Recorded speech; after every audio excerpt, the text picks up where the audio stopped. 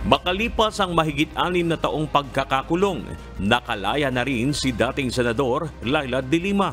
Sa huling pagdinig ngayong taon para sa natitirang kaso nito, binaligtad ng Muntinlupa Regional Trial Court ang nauna nitong desisyon at pinayagang magpiyansa si De Lima sa natitirang kaso nito.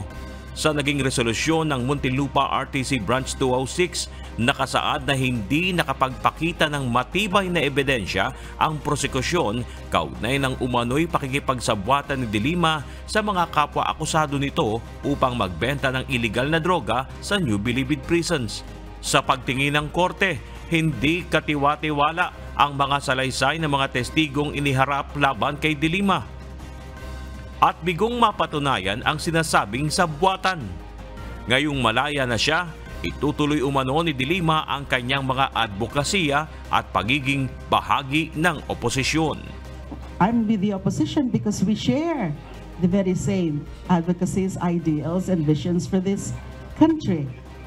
And hindi naman natapos yung pakikilaban ko sa mga advocacies ko habang nakakulong ako. I never stopped.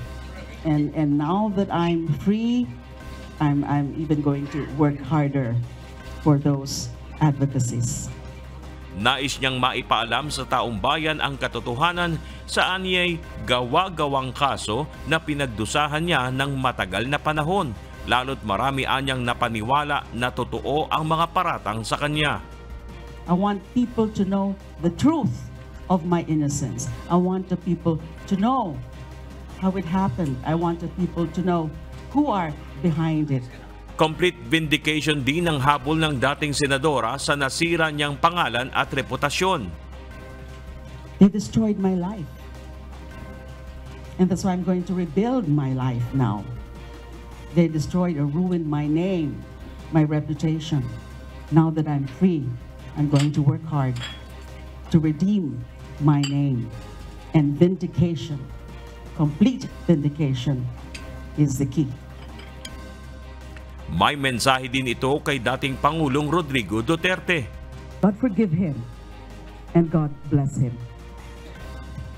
He knows what he did to me, I suppose. Gayunman, ayon kay De Lima, may tuturing pa ring blessing ang hindi makatwiran niyang pagkakakulong.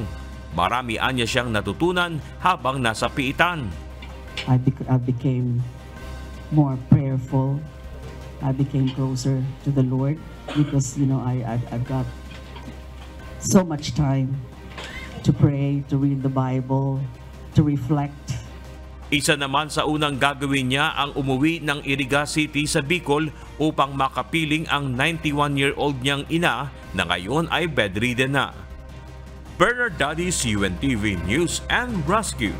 Diyos ang aming sandigan, serbisyo publiko ang aming pinahalagahan.